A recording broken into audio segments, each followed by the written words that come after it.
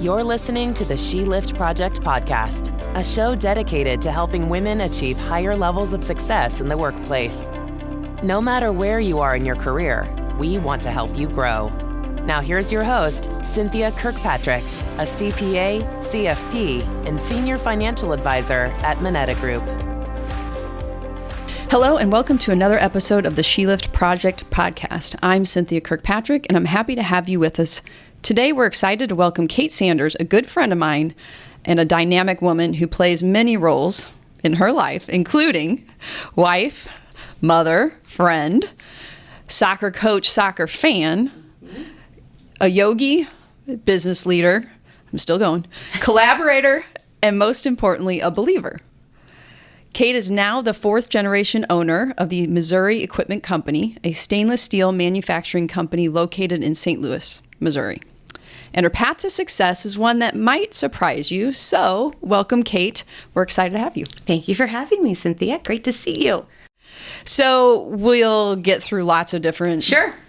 Wherever this conversation leads us. But I think it's always good to start where you're at and about the company. And tell us more about that. Well, just like you said, fourth generation. My grandfather started at 76 years ago, 1946, which is pretty crazy. I mean, just for any business, but especially family. So my grandfather started after the war, and he was doing some of this metal work during the war and fixing things. And when he came back after, he went to went and bought all this old purposed machinery and started the company. How he knew how to do this, he was just pretty smart man, because this is custom stainless steel. It's pretty extraordinary when you see what we can do with flat sheet metal. I mean, they come in big sheets, and then the way we bend, we form and make this amazing equipment. It's pretty special skill. So that's where it's been. And then, of course, my grandfather had 11 children. Wow. Yes. And to note, though, my grandfather met my grandmother in the war over in Hawaii, and my grandmother had higher rank, which I think is a nice fun fact on that. Oh, wow. We'll have to dive into that at some point, I'm sure. Yes. So they proceed to have 11 kids. Let's see, the oldest is my uncle, who ran the company with my father for over 55 years or so. So let's see, just the two boys, my uncle and my dad, were the owners. And then there was two other sons that worked, one out in the factory, one in the office. And a couple of the girls, I think, came home just from college to help just with the office and stuff. So ultimately, though, just the two guys hung with it. And let's see. So then fast forward to kind of where I come in. We were never welcome in the business. It was like, go to school, go get a job, and then come talk to us. Where my dad's and uncle's generation, it was expected. You go to college, and then you come back and you run the family business. So I think that's kind of an interesting difference between the two generations, and a smart one at that. No way would I have had any interest, or probably could offer what I can now today if I came straight from Mizzou. I mean, I would have been, there's no way. So here we go, March 13th, 2020, and we know what that day was. My dad and I take over the company. We buy my uncle out. We're downtown Clayton at Napoli celebrating with our banker, our board of directors, and Monday, we shut the factory down because of this little thing called COVID, and then begin navigating that whole thing like the rest of the world. So it's been, 2 years, and thankfully we were deemed crucial, or the government called us and said, you are essential. Essential, yeah. Yes. And so we were able to stay open, and thankfully our factory space is large enough to where everybody could really spread out and be safe.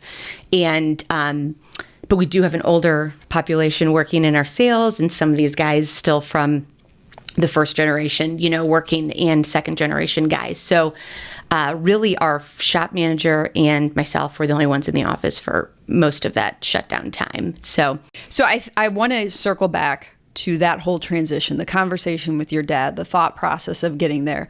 And again, how you mentioned maybe some older people working there. How did they accept you? That sort of thing. Oh, right. But before we get there, you mentioned different expectations.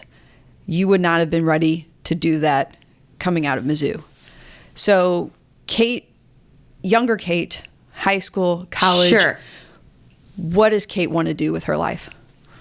I always knew I was going to be probably something in business. I always loved, I had my dad who ran a company, and that's who I looked up to always. So for me, I remember going to the office. I remember watching, him bring things home on the weekends. He did some cool, he traveled to Europe buying some of the bigger machinery. He went to Harvard for that negotiation program, like just neat things. And I was always fascinated with that. However, I just knew I would be doing something fast-paced, traveling. I liked the global economy and markets, and that just kind of was always there for me. However, the family dynamic, to not have experience outside of the company, I felt like I would probably had no credit.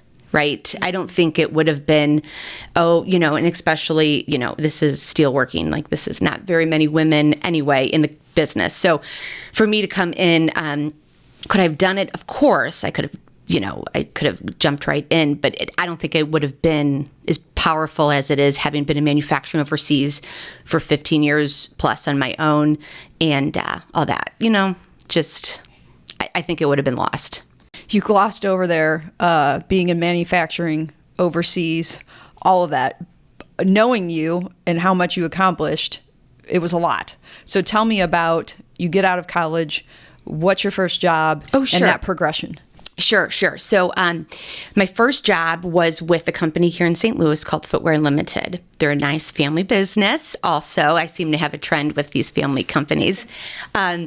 And I remember I had interned with the May Company, back good old Famous and Bar in May, downtown St. Louis. So they came to recruit at Mizzou, and I was like, oh my gosh, this sounds great. This is so neat. And, came to St. Louis, went on the interview feeling very like, I think I have a shot. And I go back to Columbia, and I think 30 plus people went to that same interview that I did. I was like, oh, well. And so keep in mind, this is when emails were just happening.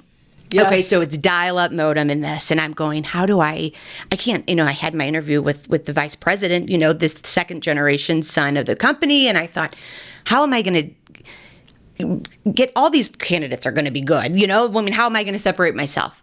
So went to my computer and wrote an email, which back then seemed kind of like a big deal. And I just followed up immediately from that day. And I said, wow, what an experience. I think I could be the one for you. And got a reply back, and then was offered the job the day I graduated. The day after I graduated, came home from Columbia that Monday, they called. So that was very empowering and exciting. You can imagine. How much do you think that email did or didn't play a role? Everything. Because what's different? How am I different? I'm not. These are young, eager college kids who are just as pumped as I was. There's no way that I had an edge otherwise. So I do think that was the silver bullet for me on that one. It's amazing you said that, and I don't want to derail us too much, but I just was listening to an audiobook that talked about getting a little crazy and a little ridiculous, like setting yourself apart, which I agree. Back then, those screens with the green yes. fonts and things, yes, that would have been setting you apart. Many people may not be able to understand that today, but correct. What is that? The story I'd heard online was the interview was in Boston. He was in California, and for anybody outside of Boston, they were just going to do virtual. And this person on this book recommended that he actually fly to Boston. Wow. He didn't do it. He didn't get the job. But again, I think to your credit, how can I be creative? How can I stand out? Yes. How can I set myself apart and show confidence? I think so. I think that was it. So that's all I had to give was an email. So, go that extra mile. Right. Just go for it. Do something different. And I think, it seems so crazy obvious, in 2022 to do that. But, that was the day you're writing follow-up letters and your cover sheets. And it was just that I think that was it. So you were with them for how long? Just about 2 years. And then this is funny. So I moved on. I don't know if I told you this ever, but I was at a wedding and I met my next boss. Oh, and wow. I didn't know this. So we're out talking and I'm so green. I'm 2 years into my job, love what I'm doing, so pro, my company and everything else. And he said, we're talking and he says, I'm going to hire you in a year. I'm like, oh, okay, that's great. This will be good. And we exchanged cards, and in about a year, I emailed out. I said, hey, remember that time you said you were going to hire me in a year? And so we met, and then I was there for about over 15 years with him. Another family business, by the way. So crazy, right? It's people. That's just what it is. And that's what it comes down to, is connecting and just being real. Just being real. So the buzzword now is authentic. Authentic. I agree with it, right? Yes. And I think people can already tell Yes. that you're an energetic, I'm going to be me, I'm going to, share interesting information, that kind of thing. It is. It's crazy. But I just feel like, and that boss, he was super dynamic. He taught me so much. And he always said, if he'd catch me at my desk during lunch, it's, what are you doing? You don't have any customers? Get out and go see somebody. Nothing happens outside your office. And I said, well, you're right. And I was never, ever at my office, even if I had to go walk laps outside. And if I didn't have an appointment, I was never in my office again. But he was right. And that's the difference. Anybody can just, pick up a book, call somebody, look, it's easy to be hidden. You got to go out there and find your people. And that goes right back to the first story you shared, which was sending that email. Exactly. So getting out there, it's easy to sit back and sit where you are, but taking that energy, put yourself out there in a true, authentic, giving, positive way, and people respond. I think so. I do. You don't know when. It might be a year from now. It might be a year from now. Let's follow back up in a year. But I also think, what happens when you're comfortable? It again, cliche, another authentic, buzzword to say, but it's true. If you are comfortable, you're sloppy, you're not getting, you're not setting goals, you're not looking ahead, you're just complacent. So those are, those were nervy things, to do. I was a young lady, reaching out to older guys, and it was just you just don't know what you're ever going to receive sometimes. So I want to go back to how that conversation even started. You're at a wedding. You're talking to your future boss. You don't even know. Yes. And he's like, why do you think that happened? Why did he say in a year from now, I'm hiring you? Probably my energy and just able to talk to anybody. And I think we were in manufacturing of materials for shoes.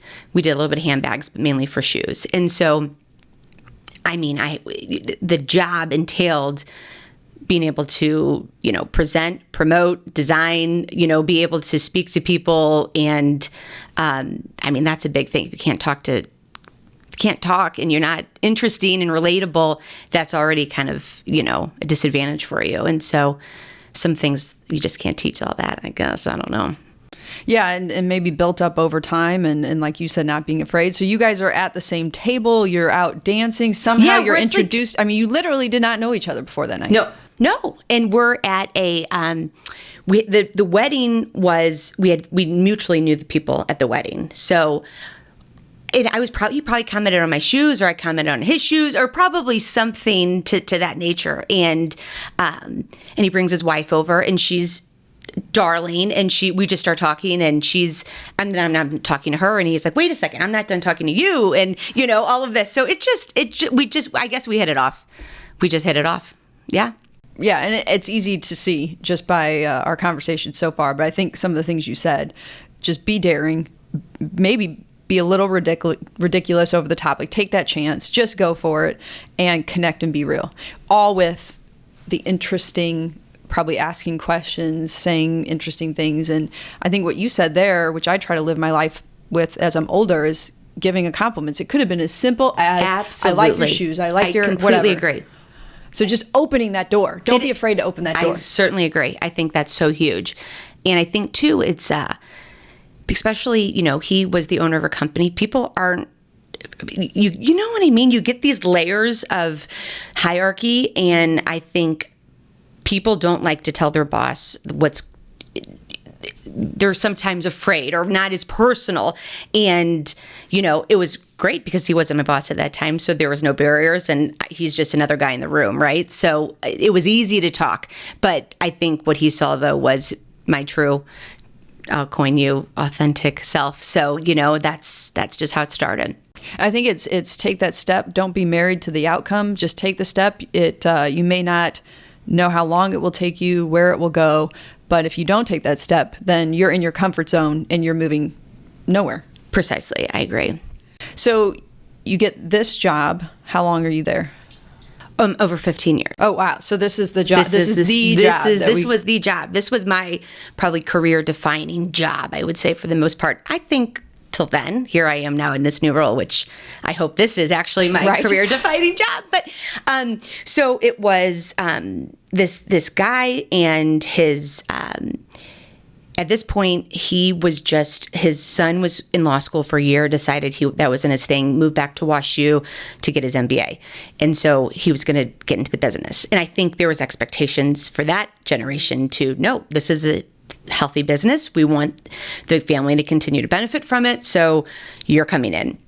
So then I came in with him, and it was basically, I do respect how my boss was very much like, my son's not going to be in my shadow. Like, he's just not going to be in my footsteps and nobody's going to take him seriously if I don't get out of the way. So he was very good about, he could read people. He had the best. I mean, for example, this is funny. Remember Blackberries? Yeah. Yes. Yes. Okay. Well, he calls me one day and he says, Kate, I need you to meet me at AT&T. So I'm like, okay, I'll meet you at AT&T. He goes, I need you to go buy me one of those Blackberries. I go, you don't have an email. Like, are you sure? He goes, yeah.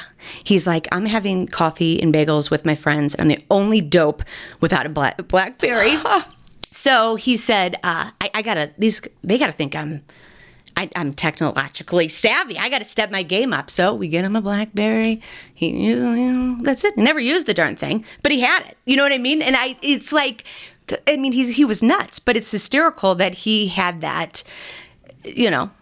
He was aware. Social awareness to be like, I should be there. I'm older. Time's passed me by, but I'm going to look the part still. And he gave us so much insight and knowledge. He'd always say, you never learn at university. This is worth any more MBA you're ever going to get. You're not, who's going to teach you this, you know? So he did. He did not hold back information. He was coaching us. He was pushing us. He did so many good things for us. He really did.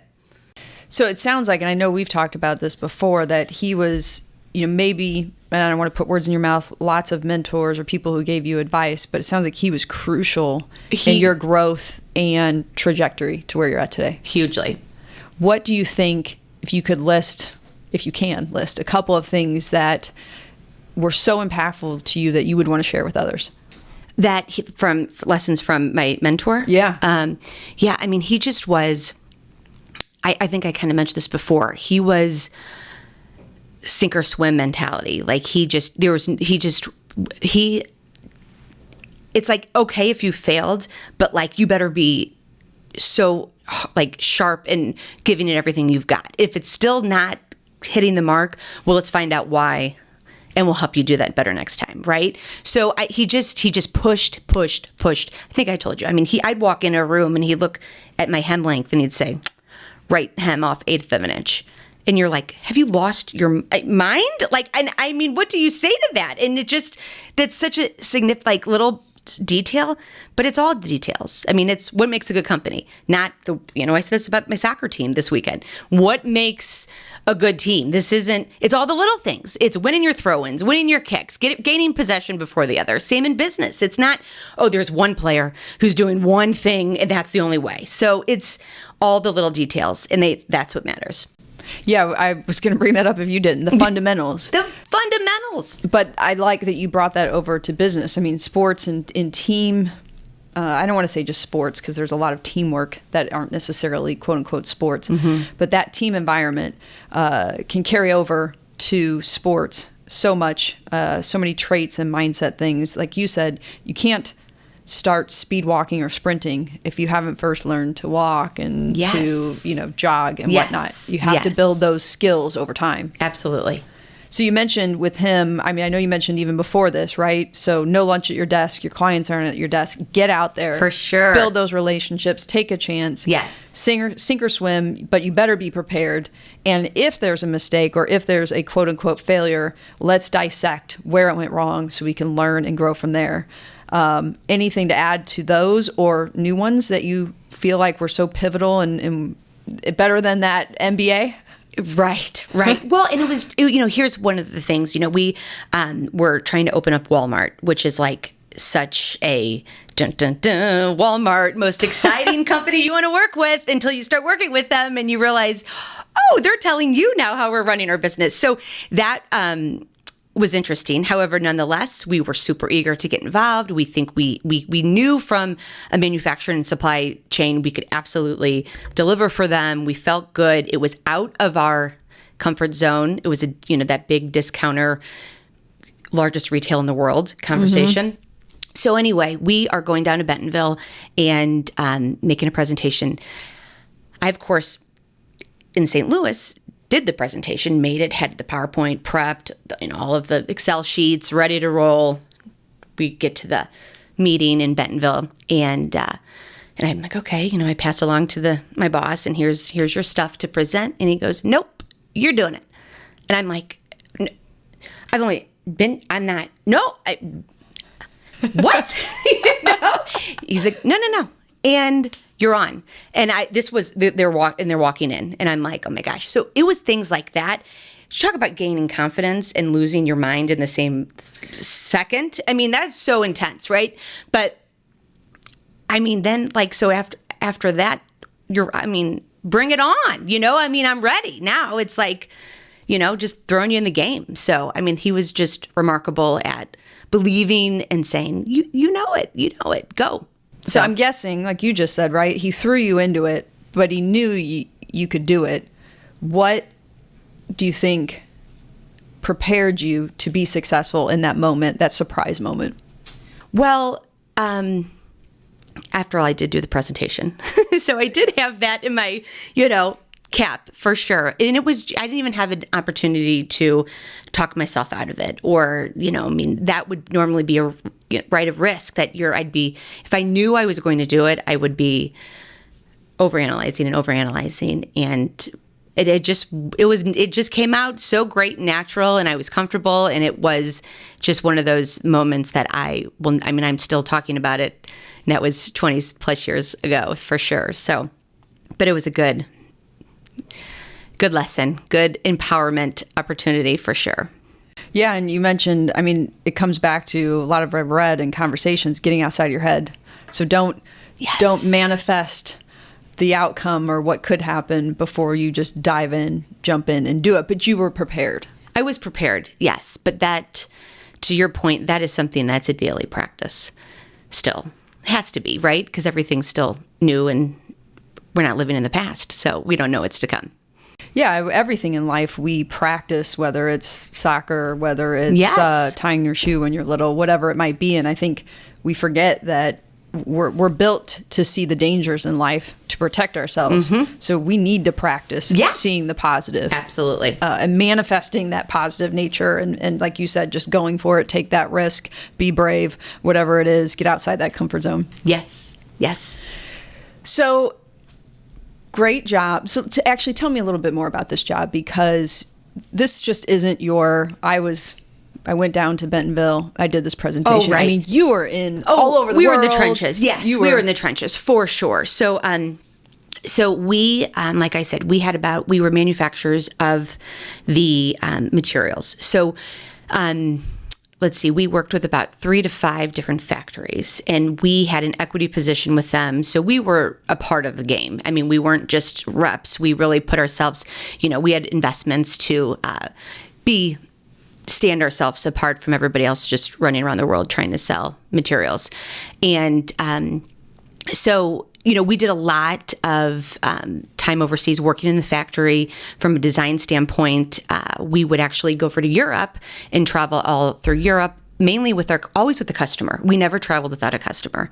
And that was another bossism, from that guy, because that, your customers are your lifeline, right? So we would travel with the designers and their creative teams at all these different companies and go to Europe, identify trends, a lot of, we're talking China, we're doing a lot of copying. So we would go and buy the latest, greatest colors and materials.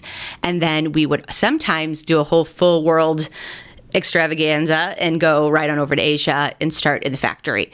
And then, we'd be there for weeks at a time. So, I mean, that's a whole nother podcast, probably, just the days of China, right? And just all of that. And I mentioned in that long list of accomplishments at the beginning that during that time, you're mom of 2. So you had daughters, young girls, yes. You're married. Your husband has his own business. Yes. So other responsibilities and things that are important to you, and you mentioned being away weeks at a time. I can't imagine the challenge. Me either. And struggle maybe that. Me either. And so often I would say, what am I doing? And then what scared me was, what if I wasn't doing this? And this is what I know how to do. So I just kept doing it, right? So I think when we were young and having babies and going through that, some girlfriends decided to stay home. Some decided to do part-time. Some, are full in their jobs and all of it. All good. But nothing creates, guilt and questions like becoming a mom and now having something bigger than anything, right? And so I was scared to death with what I was doing, with my being away too much, the risk of just traveling and being gone. And, it's not all favorable conditions I was in, that's for certain. So I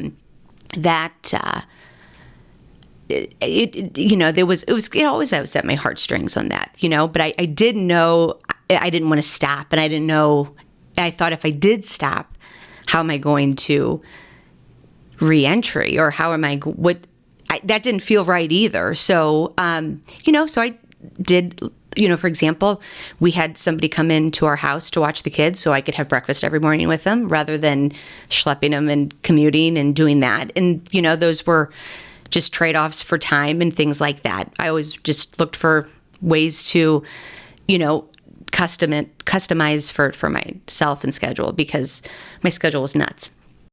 Yeah, I found that challenging for all the reasons and more that you said. You're working, and then in a high pressure career, you're successful and you're excited about it and you feel good about it, but then you have these little human beings that you love so much and want to be around, and that inner turmoil struggle with who am I supposed to be, and what am I supposed to do? And I think, how I grew up, I don't know if you felt the same way, it was telling women that they should be able to do it all, and they should be able to do it all well. Yes. And that struggle of what am I letting slip? Who am I letting down? I can't ask for help. So I love that you said you did bring people in to help.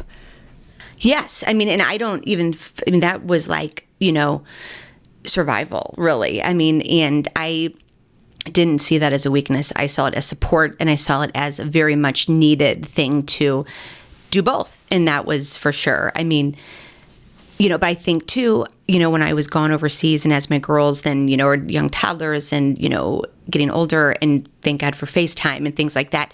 But I'm in a factory with, a whole group of people that look nothing like me, or my kids, and they're sitting down for dinner and I'm waking up for tea, and they just started to click on neat experience. I mean, they got to experience some of these things, from me, and we could see each other so easily with FaceTime. And, I would bring back cool artifacts and just conversations and relate, so again, I think that's, I don't know how to provide for that otherwise, those experiences were the ticket to that.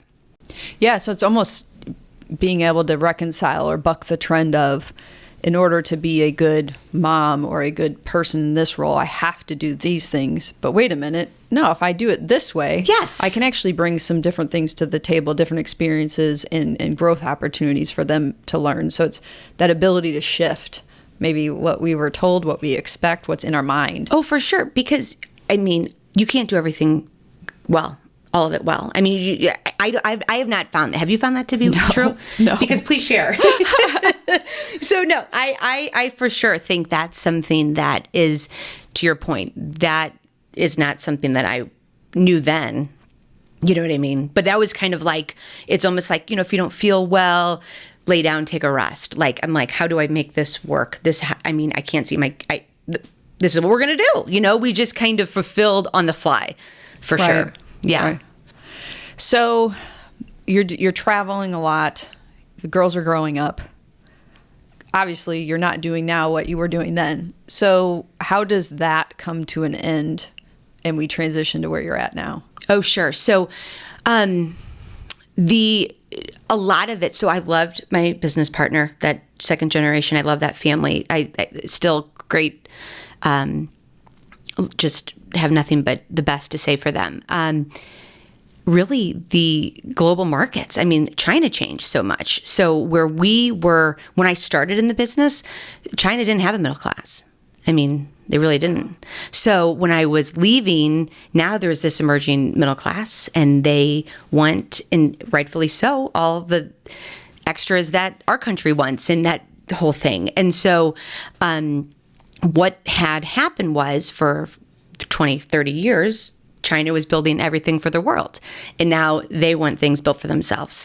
So do they care about what I'm selling to here in the United States? No, they care about their economy and their people and filling their stores more so than ours. So our margin structures changed so much. It just became almost, we're working 5 times hard to not even come close to what we were doing before. You know what I mean? So that's just, one thing. We then started traveling more deep to look for cheaper labor. So then we move into Vietnam and Indonesia and more north into China. And that there's a story there. We went somewhere, north China. And of course, our car, it doesn't pick us up. We end up going 4 hours out of the way. We have no Wi-Fi. We have a translator on our iPads, which we can't talk. This is insane. I mean, it's insane. We're full on starting to panic, right? And we get back at the hotel. I mean, it's just, and we go down now. We finally arrived to the hotel. It's so late, and I'm like, I don't want to work for National Geographic. I'm not an explorer for this. This is it, man. I'm not going to find cheaper labor so we can buy our cheaper stuff. It's just, where does it stop, right? And I just, it was kind of time. It was just time. Almost, you find that it's okay, I'm not aligned. Or I'm not aligned. And I even, had many heartfelt conversations with my partner on this. And I said, I'll go open let's go invest in any other company, any other business. I'm game. I love working with you. We're dynamic. We're smart. We work great. But I can't do this. The time, you're right. I'm not aligned. That the ship has sailed. It's time to go. So, and then that was it. And then I came home, and in that there was a few years kind of where I was, I started a yoga company, of course. Charge Yoga. Yes. And what it was delivering yoga to corporate settings and doing more of, intentional breaks and things like that. And so that was it was funny. I would say I was in the shoe business, and then I go to yoga, which is no shoes, right? So it was total opposite. Didn't even think about it. But did that, and then I was doing some consulting for a Korean skincare company that was based here that was looking for help with their sourcing and manufacturing. And I had done some work in Korea when we were in the handbag business previously. So was doing that, and then one of the uncles, my uncle at the company, was getting sick, and my dad said, "Hey, we really could use some help." And I said, "Okay, sure, yeah, I've got time. I'm here. I'm not. So I just started, a little bit here, a little bit there. And then it kind of, in my typical, like, well, okay, now my hands are on this. What are we doing down here, And my uncle was ready to retire. And he's, my dad, I think, wasn't quite ready and having an obligation to work family, all of our employees. I mean, if, we had people come who wanted to buy the company and all of that stuff. So my dad said, "What do you think?" He's like, "I'm not going to do it without you, but what do you think?" And of course, let's go. You felt like the calling was there. Yeah, it just was the right time. I have this huge passion for USA Made, right? Considering my past. And so I'm like, this is the best of both worlds, really. I'm home. I'm not traveling overseas. I'm still in manufacturing and production, which I love. And I mean, built on USA soil is like, it doesn't get better than that for me. So just, you said, like, so many things aligned.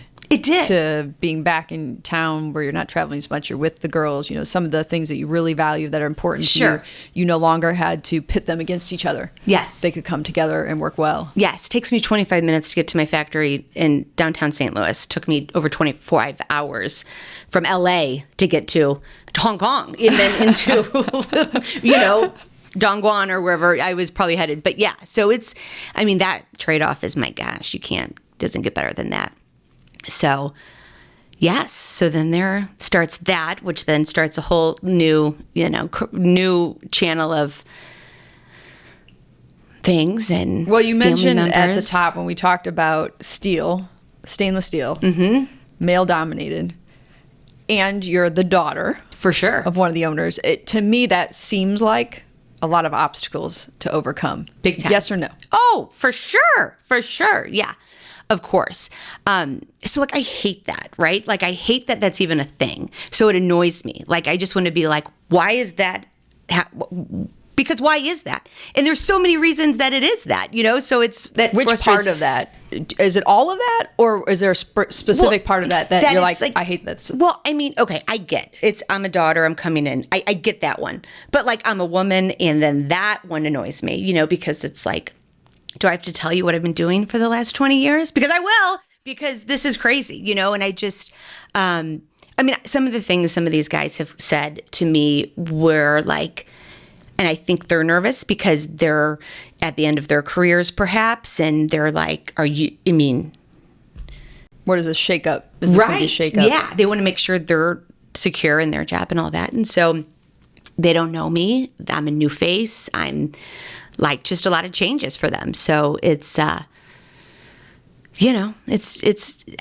think I'm getting, I do feel the strides are starting to, the grooves are getting a little deeper and smoother and feeling good with these guys. But it's, I'm wearing an armor most of the time. I'm pretty.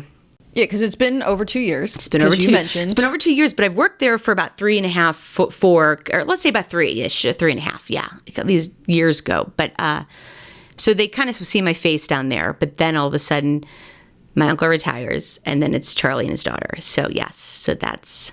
So you mentioned having to wear armor. So whether it's you rehashing what you went through, or let's say one of your daughters, let's say Charlotte, is doing this at some point down the road, going into a male-dominated industry, taking over. Yeah.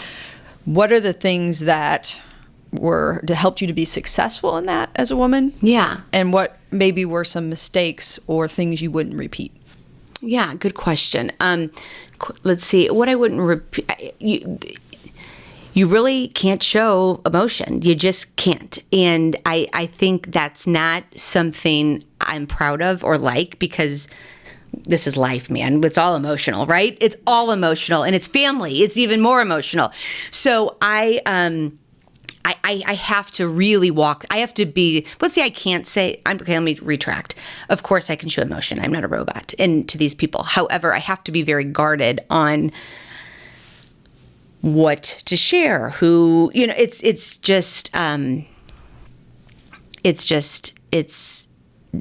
not an emotional feely industry. It's factory working and things like that. So it's just, maybe I'm bubbly personality-wise outside of work. I'm really not so much there. Just stay more neutral. So that piece may be, and I think that's good for anybody in any role, is knowing your audience and knowing what communication style is going to land. Yeah, to, for at sure. the end of the day, accomplish what you want to accomplish, which is for the good of the business. Right. So as a leader, you have to be able to adapt. Oh, for sure. You can't say, well, this worked to get me to where I'm at today, so I'm going to stick with that no matter what. Absolutely different.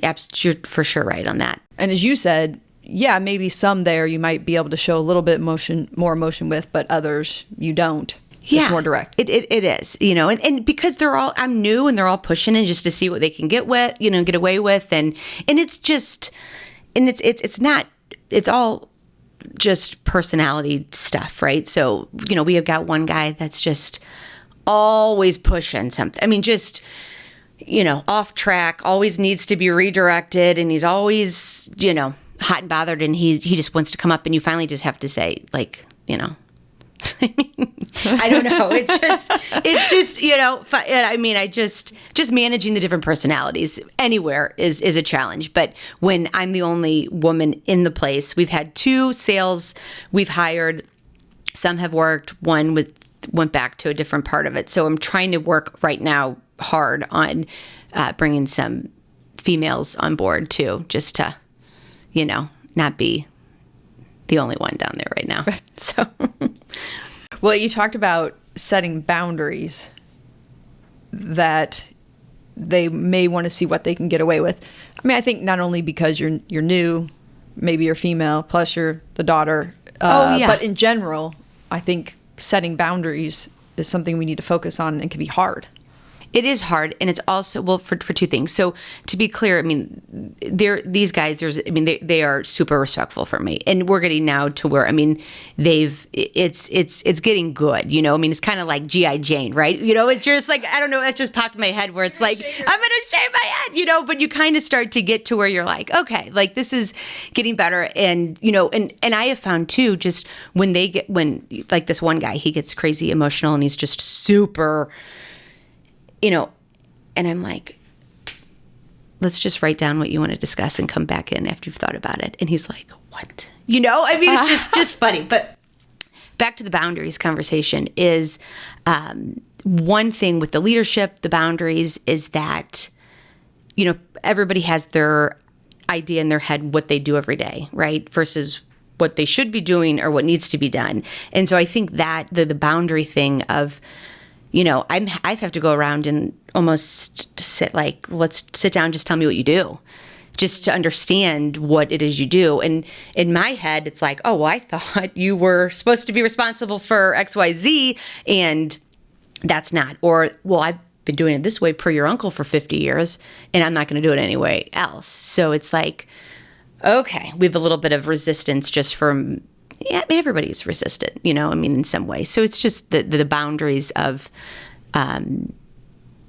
blurs with expectations and all of those good things. That really sounds like when you sat down to talk to them is establishing that connection. So it goes back to what you said earlier was relationships and getting out and meeting people. But again, meeting them on a different level. I mean, I'm out in the factory. I'm wearing tennis shoes today. I'm out in the factory and I'm like in the mix. Like, what are you doing? Show me. Like, this is going on, and I am definitely not just sitting in my office. That's for sure. So, I do know they respect that, and I'm out there, in 95 degrees hot when they're sweating, and I, really do try to take it to where we're all in this together. I mean, we really are. So, I mean, all of them. It's just, So some of the I'm hands-on, and they see that, which I think they appreciate, because I think at first it was kind of like, okay, this office what is she bringing to the table? And I mean, that's not just this kind of business. You roll your sleeves up, you get.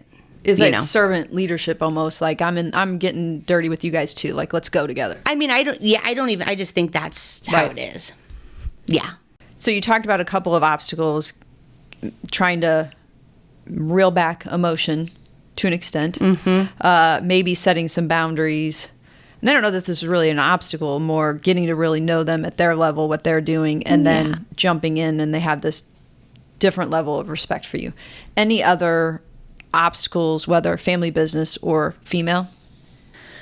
I mean, family business for sure. And female, I hope not. My dad he said, of course, when he had, I have one other sister. So he has 2 girls and then now 4 granddaughters. So he is like, as soon as he is so pro girl. I mean, he's rocking, you chicks can do whatever you want. You know what I mean? And so he has always encouraged us, and he's, go do it, get after it, and I've never been held back by that. So that's why I think that question always kind of irks me, because I'm like, I don't know. I mean, I haven't felt that, the family dynamic is so layered. And even when, the other family members here were taking over, the one aunt's like, well, don't, F that up, or you're going to, you're ruining it for the whole family. You got a lot of years on that, back. So just, and I'm like, do you know how difficult this is to do? The layers, I have such an indebted, feeling of gratitude to my grandfather who, started this business. And this is not something I take lightly. This is not just, this was a major soul searching. Am I going to get in and do this? And, like I said, it aligned, and it did seem like the right way to go. But it's, and it's what, you've got I work with my dad every day. And so what that's a whole situation, that's great. I guess what? Good news is I get to see my dad every day. Yeah. Then comes weekends and holidays, and then guess what? I get to see my dad. There's no break. That's another.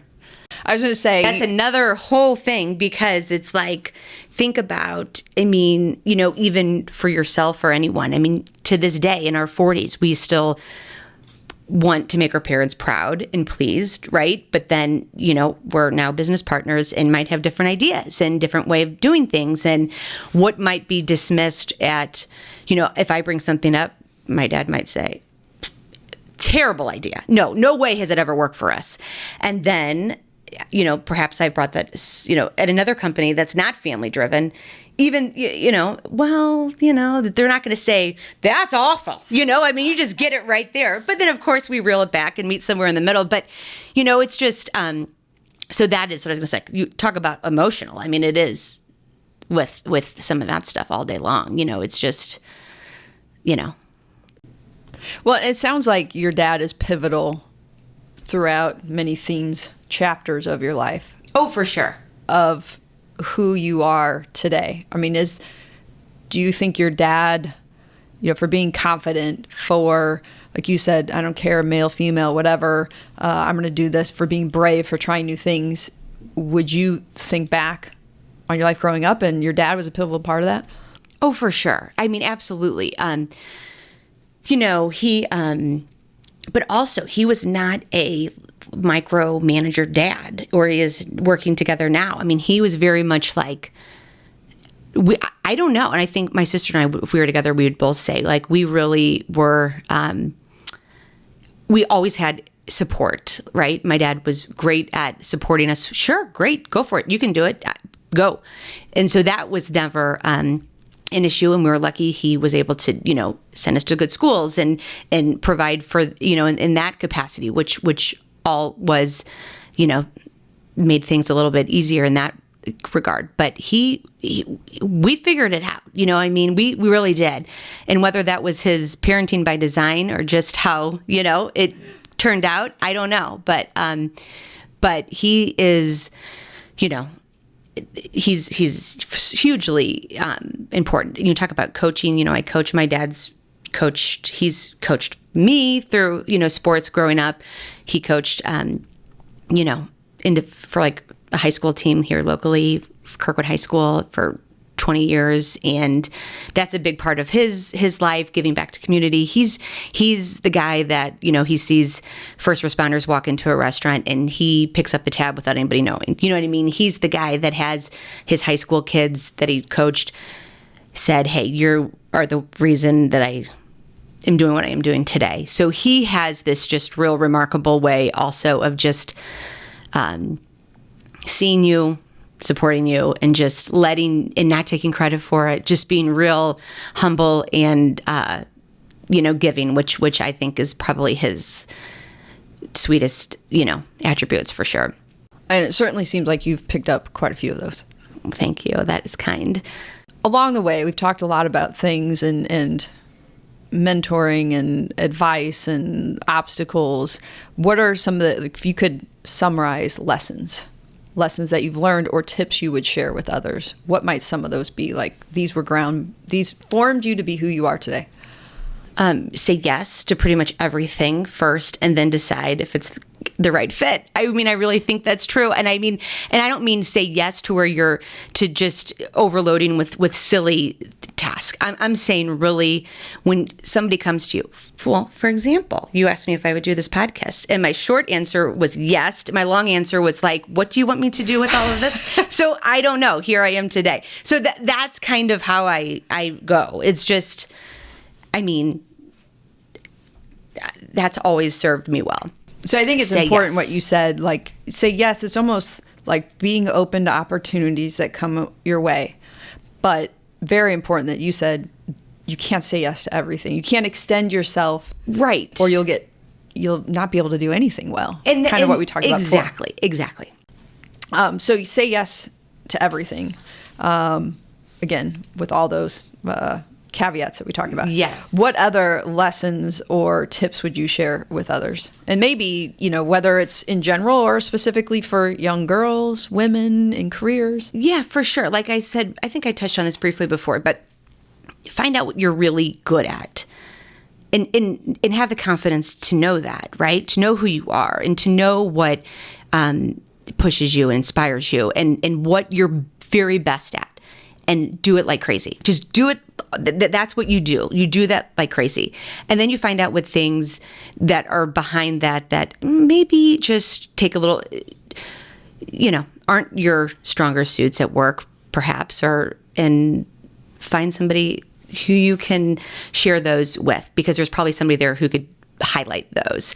And then you start going, like I said, with things you can't do, know that. I'm not an accountant. I have a great accounting firm that works our business books. You know what I mean? Things like that.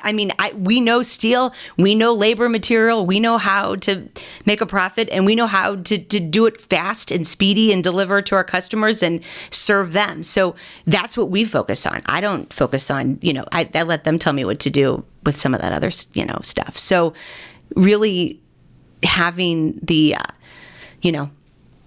just really knowing what you're good at. And I think it's like, it's not egotistical to say, I'm really good at this. Right. So, know it, live it, figure that out, live in it, and then have that confidence to not waver from that. Like, no, I'm good at this and this is what I'm going to do. But then that other piece is to say, and it's okay that I'm not great at all these other things, but to make myself better or my team better, I'm going to find people who will. And it's a sign of strength that I'm willing to say, I don't need to be doing this, and bring them in that way. So it's like back to the thing, all those little things. Then all of a sudden, it's just like building and becoming more fuller and richer, and everything now around you is just all good things, right? So that's for sure, I think, so important.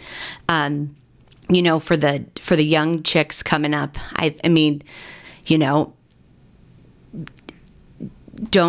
do more, right?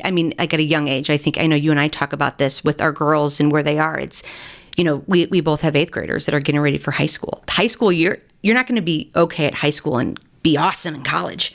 You know what I mean? I mean, it's these next 4 years are huge, man. They're huge. And it's like, I'm very candid, and they see how, I know I know how much you work and what a role model you are for your family, because it's like, this is hard. This is hard. This is hard. And you can do hard things and keep pushing and decide. I'm like, okay, what kind of lifestyle do you want to have when you're older? Do you like to work 8 to 5 and be done? Do you want to work? I mean, I'm very candid just about how, what they picture their life to look like, what they think they're good at now that they can be better at. Just keep pushing them along. Don't let them just float, Yeah, I think, like you said, shed any expectation of what women should or shouldn't do, who you should or shouldn't be, no matter what you came up with, or a magazine told you, or a TV show told you, or whatnot. I think we're at that point in with our generation and those to come that there are no defined roles anymore for anyone. Right. And I hope that's because this is that gets to be boring. Right. But you know what I'm saying? It just does. You know what? It's clog in the drain. It just, okay, can we move past this for people so we can just all go do good, be our best versions and not be stuck with something we're supposed to be doing? We said, I've talked to you about this though, is that culturally, this does not ring true at home with shared responsibilities in the home life. And that's another thing that I am like working on the daily with my chicks and little girls to know. It's like, this is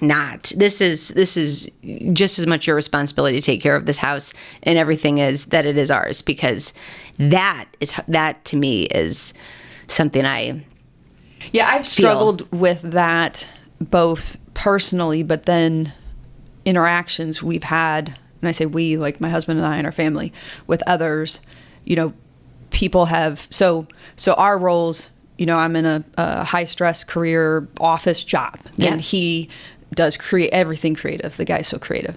So his days are more flexible. So he can make breakfast, lunch, he's picking up kids, even to the point that years ago, whether it was truly a joke or not, getting made fun of by other men because he made my meals. And I thought, like, why do we even go there?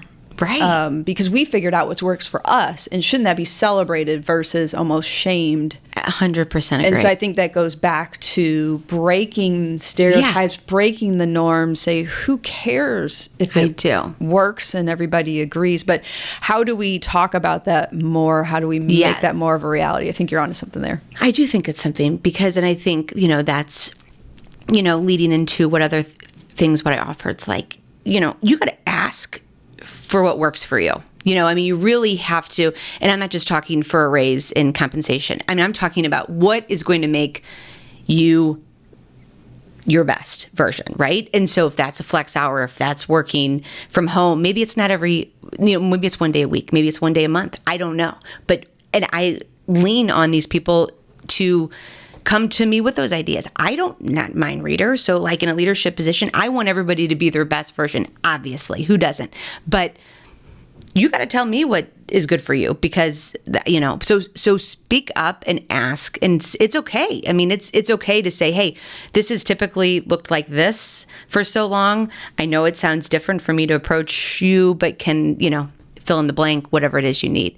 And you get a happier people, more, But I like how you kind of gave that example, because I think so many people agree, but when we don't know how to do it, that prevents us from doing it. So for kind of speaking up and asking, like you said, hey, we've been doing it this way, but I think maybe this would also work and this would help. Maybe it'd be even better. Yeah. Are you open to that? And I mean, and also like everybody's so like, the land of absolutes, right? It's like, let's just try this. Like you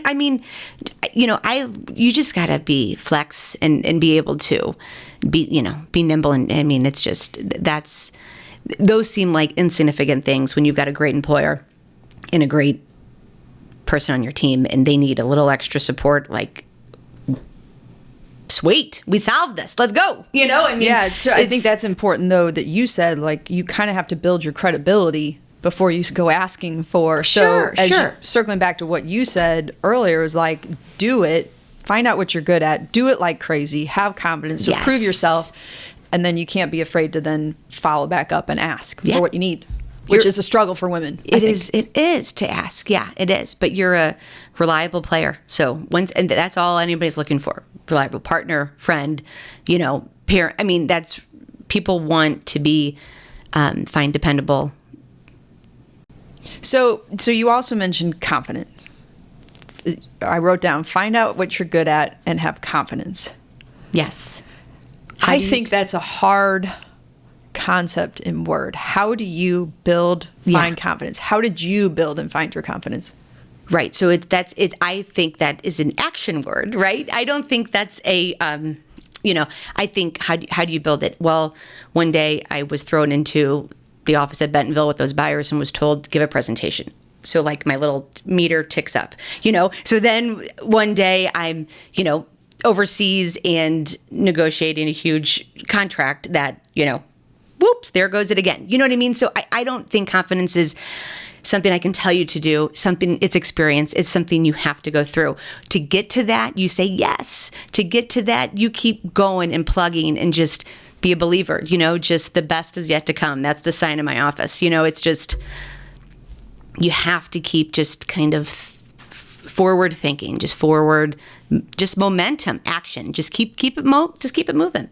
And I think, as you mentioned earlier, get outside your comfort zone. So trying new things, no matter how small it might seem, but having that experience, putting that on your resume, in your mind, whatever you want to call it. So we talked a lot about just do it, get outside your comfort zone, kind of be brave, whatever you want to call it. What about those who are afraid to make a mistake? One, maybe what would you say to them, and/or have you made mistakes that have helped mold you into who you are today? Sure. Yeah. I think even probably some of the mistakes I've made, I don't even know yet because I missed an opportunity for not doing something. So I think that's the biggest thing. I'm always trying to, risk conversation in my head's always like, is this the place? How much do I need to give and take on this one? I think sometimes, playing it safe has been my downfall. Maybe like the China business. I mean, it was time, and I was, it was our baby. We did so much there. It was hard to let go, but I just, that one took a little bit longer for me to internalize and get my hands around it. So, but I mean, to be scared to make a mistake, I mean, my goodness, like you'll never get yourself out of bed if that's the, thought process. I mean, mistake is you learn. I mean, that's how you learn, right? I don't know how else to do it other than get out and do it. And, with that, risk assessment, it's like action, right? Action is the only way to change, right? And to make difference. And it's like, you can have all these awesome ideas and wishes and goals, but they can just be left on paper if you don't put them in action and work. So that, I think, might help people who are a little bit more, at bay about taking risks and kind of building confidence and not thinking they're ready. There's never a good time. There's truly never a good time. So it's, there might be better times than others, but I'm not a prophet, who can figure that out? I don't know. You just go for it. So I just know that the mistakes are insignificant really to the whole grand scheme of it all. Yeah, it's something I've certainly struggled with, making mistakes. I think growing up, for whatever reason, feeling that need to be perfect at everything, have the A+, don't make mistakes, that type A personality. But I think my family listened to a podcast with Sarah Blakely, the Spanx. Yes. And she talked about growing up, how her dad every day asked her and her brother, what did you fail at today? Because if you weren't failing, you weren't trying something new, you weren't truly learning. And so I try to remember that when I need to put myself out there, or I help guide my kids, or coaching. Like, I want you to make smart mistakes. Like, Smart mistakes. I like that term. Yeah. One thing we do at the dinner table at my house with the girls and my husband too, we call it peaks and plummets. What was the peak of your day and what was the plummet of your day? And it could be not doing as good on a test, or I wasn't kind to someone, or, it could be the whole gamut. But Mark and I are we don't dumb it down for the girls. We'll be very much like, oh my gosh, I had an employee quit, or I had somebody, a crisis at work or whatever it was. We're very candid and share those things. So they know what's going on in our world. And it really is an awesome dinner conversation just to get into everybody's heads because everybody's so busy. So that's what we kind of like to do. I love that, because let's not just focus on the failures, but let's also remember to celebrate wins, pause, yes, and realize that you did something today. Let's celebrate that and go on to the next one. But let's also learn from the other things. For sure, I think so. I think that that's a great place to end the conversation, the stories, and the advice. I love that. Peak and plummet. Share that with those close to you. Let them in. Talk about it. So, to kind of close up, you're now running the business. Yes. Your dad's still involved? He is.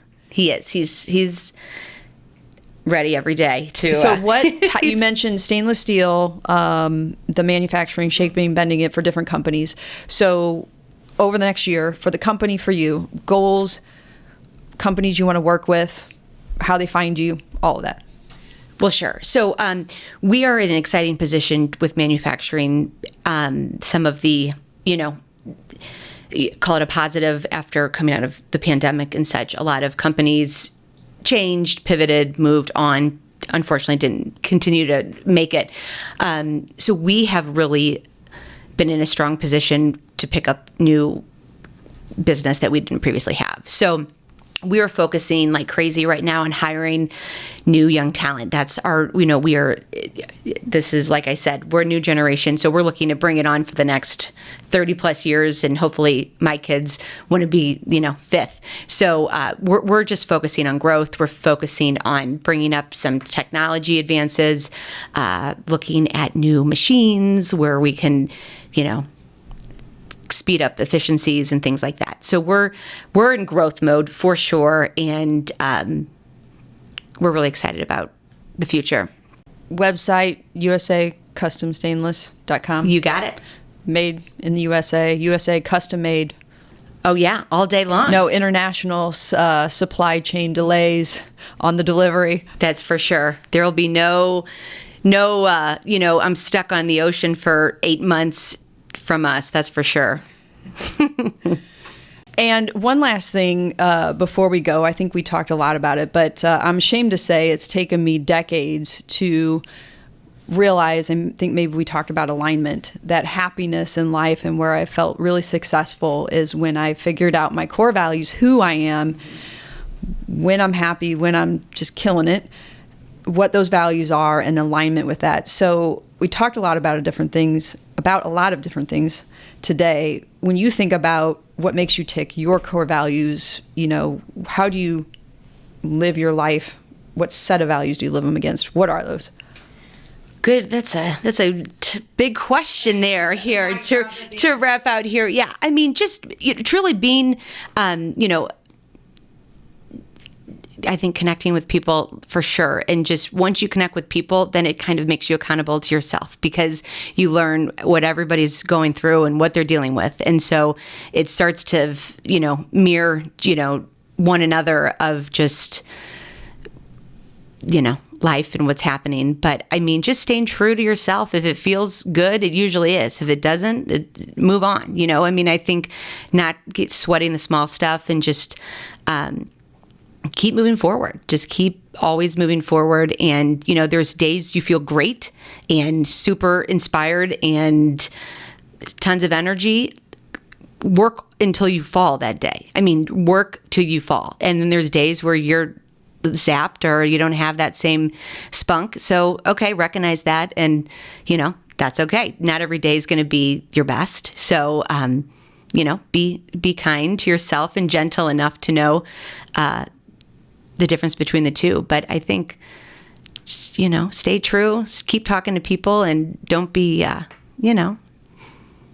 don't hide up in don't hide from anybody and all of that. Get out there and see what's going on. Yeah, it sounds like what you said before. Know yourself. You know what you're good at. So stay true to yourself. Don't give yourself a hard time. Don't submit the small stuff. And put yourself out there. Put yourself out there for sure, because maybe it's a smart mistake if it doesn't work for you. Great way to end. Thanks, Kate, for being here today. Lots of great stories, tidbits, energizing conversation. I knew you would be. So great to have my friend Kate Sanders. Thank you. Today. Thank you.